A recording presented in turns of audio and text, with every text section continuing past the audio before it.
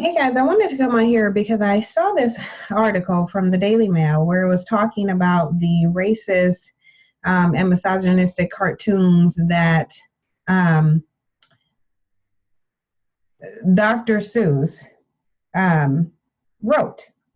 And it's interesting because when we think about a lot of fairy tales that are promoted, when we think about a lot of old children books that are promoted that a lot of Black people like to read their kids, we don't understand that they've all been modified because of the racist and or misogynistic origins that they've once had.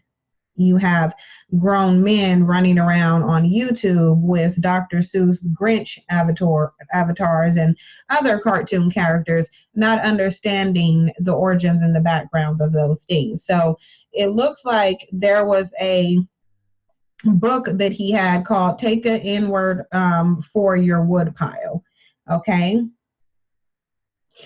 And it says that he refused to apologize for it decades later, blaming the backlash on feminism, wanting to clean up everything. So this is a really interesting thing. But it says the author who created Dr. Seuss books wrote racist and misogynistic cartoons in his early days and mocked critics who called him out years later. So his name, the dude who writes as Dr. Seuss, his name is Theodore Geisel. And he did The Cat in the Hat. And he said he portrayed Black people as if they were slaves being sold off of a white-owned department store. He used the N-word to refer to African Americans and described women as insignificant and helpless.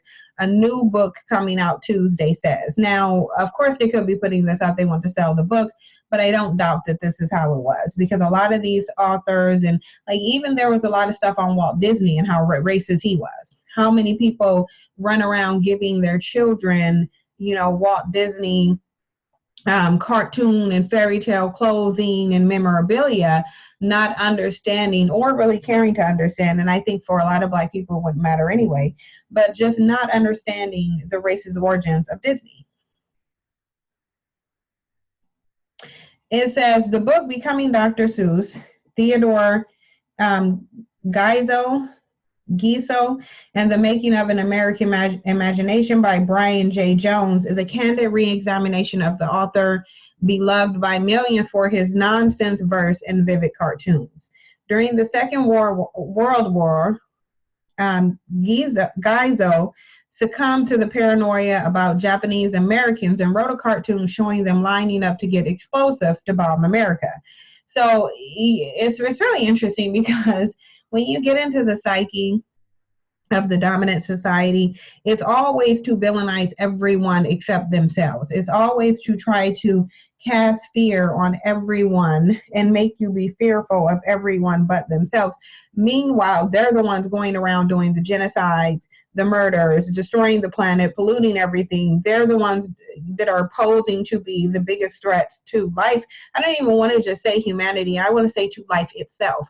They're posing to be the biggest threat to this, yet it's always villainizing someone else. But it says, in response to criticism, he said bluntly, if we want to win, we've got to kill the Japs. Decades later, when Geisel was called out on the cartoons, he said it was just the way the things were 50 years ago and claimed that feminists wanted to clean up everything. Now, what's interesting is a lot of people use this excuse, especially for older white people who have been known to have racist imagery and products. But the reality is it doesn't matter how long it was ago. It wouldn't matter if we can look at the times now. We are living in a certain time now, but not everybody is succumbing to it. And that's because it's not in them to do so. I think they gave the same excuse to Paula Deen and to Donald Sterling, talking about, oh, that's just their time. They lived in a different time than we did where that was okay. It wouldn't matter if that's okay. It's either in you or it's not in you. So I'm not understanding why it matters. That's basically just saying it, regardless to right or wrong, if the time says that you can engage in certain behaviors, you're going to behave in them. But the reality, but what they don't understand is this still speaks to your character and who you are as a person. Okay. And so these are the some of the images, I guess, from his old books, as you can see. And you see the blackface caricature. Take this is what at home. Take home a high grade N word for your woodpile. Satisfaction guaranteed. And as you see, it's the typical blackface caricature, dark black, super red lips. This is just what it was. It says Theodore Giza, who was behind children classics The Cat in the Hat under the pen name Dr. Seuss, wrote racist and misogynist cartoons. In his full-page cartoon, Giza drew a cross-section of the world's most popular department store. The products included items needed for cliches like a fly to put in some ointment and a needle for a haystack. The final joke was a large room where shoppers could take home an N-word for your woodpile. Now, that's obviously this bottom part that we just went over. Okay. It says, during the Second World War, Gizo succumbed to the paranoia about the Japanese Americans and wrote a cartoon showing them lining up to get explosives. So that's what you see right here. Now, we're not even going to go on over how many things they've bombed.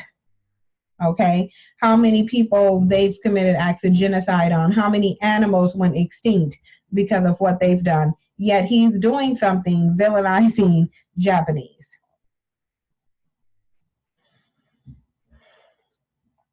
The upcoming book shows that Gizo supported the American war effort in the 1940s and wrote books like The Horton Where the Who, which had a benevolent message of friendship. Now, the thing of it is I know when we were younger, we had a number of different Dr. Seuss books. This is why I say it's so interesting how a lot of what was incorporated in people's childhood, now, you know, it comes out of how disgustingly racist it was. It just comes out how disgustingly racist it was. Because I remember the book, you know, Horton Where the Who, Cat in the Hat.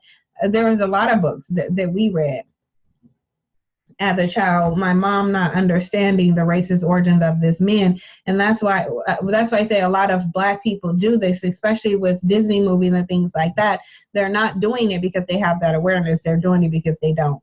The Lorax have a strange message about saving the environment and not exploiting the planet. And you can see that's highly delusional because they're the main ones who actually are destroying the environment and exploiting the planet. It says, but there was another side to Giza who exhibited the same ugly prejudices of his time about women and ethnic minorities. Jones writes that for most of his life, Giza would never quite see the problem with this sort of cartoon portrayal because he was working within the established norms of the area. But just because it was established norms doesn't mean that you don't have a psychological compass to tell you when something's wrong. But clearly they don't. This was especially difficult as Gizo's family were Jewish immigrants from Germany, and during his teens in Springfield, Massachusetts, other children threw coal at his head because of his family's religious belief. Jones writes that when the First World War broke out, Gizo's classmates began to refer to him as a Hun, a disparaging term for a German. This also tells you how, remember, I don't know if people remember when I said that because of their pathology, it doesn't matter whether there's someone that's a different race from them. It could be any difference, and they will take it as a means of ostracizing someone so that they can feel better. And that's why you had, when he came to America, even as just a foreign white person, they still found something about white people, found something about another white person to ostracize and make them feel better by. Gizo escaped to the elite Dartmouth College, where he began writing humorous pieces and cartoons for the student magazine Jack-O-Lantern. In 1924, Gizo was appointed editor of the magazine and frequently got cheap laughs about women.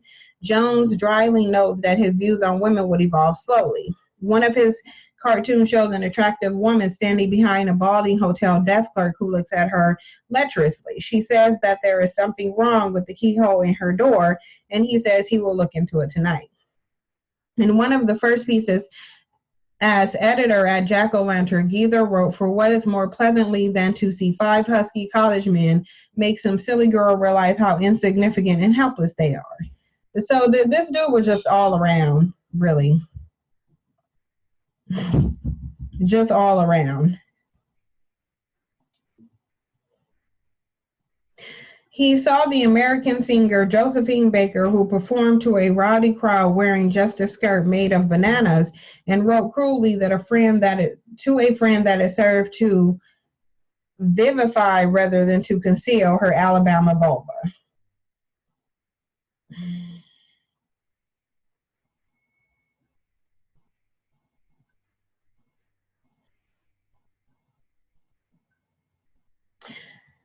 Guizot admitted that he went to see her at a club to release imprisoned sex instincts, but frowned upon the performance by what he called an American nigger, probably. Guizot moved back to Springfield, Massachusetts in 1927 and committed himself to becoming a cartoonist and began getting published in satirical magazines like Judge. Guizot, who used the name Dr. Seuss because he liked the mock science credibility, came to the attention of Lincoln Cleaves, the executive in charge of McCann Erickson advertiser firm that hired him on the spot. The campaign for his insecticide flit was a huge hit and earned Guizot $12,000 annually, or $200,000 in today's money, and brought him celebrity and fame. So obviously he's making money off of it. One 1929 flick cartoon showed a black husband leaning back in his chair and smoking a pipe while his wife does laundry and complains about him not being able to find a job. She tells him, say N-word. When you all hold a job a week, mosquitoes will brush their teeth with flit and like it. Worse than that was a full-page cartoon in Judge in which Guizot drew a cross-section of the world's most prosperous department store. The products, okay, we already read all that. And so they're getting repetitive. It said the final joke was a large room where shoppers could take home a N-word for your woodpile.